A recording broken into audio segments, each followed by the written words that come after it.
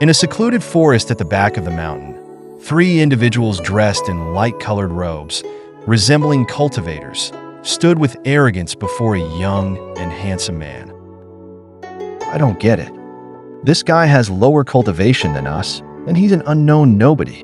Why should he become an inner disciple of our sect? He only looks good. That's it.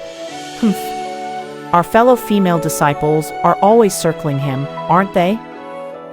If it were anyone else, it would be fine, but he's a nobody. I could just snap my fingers and beat him to a pulp. Why does our sect leader value him so much?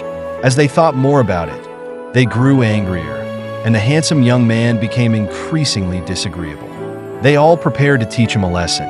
Being taught a lesson by several higher-level disciples from the same sect was no joke. Even if he didn't die, he would be seriously injured. For an ordinary person, being humiliated and surrounded by people in the backwoods would probably lead to desperate attempts to escape, begging for mercy, or futile resistance with furious roars. Unfortunately, Emoli was not an ordinary person.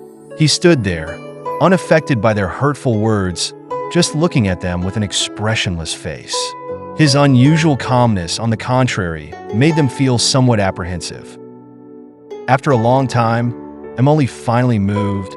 His colorless lips twitched slightly. They stared at him, expecting him to retaliate with some malicious words. Seeing their reactions, Emoli merely smiled coldly, a smile that didn't reach his eyes.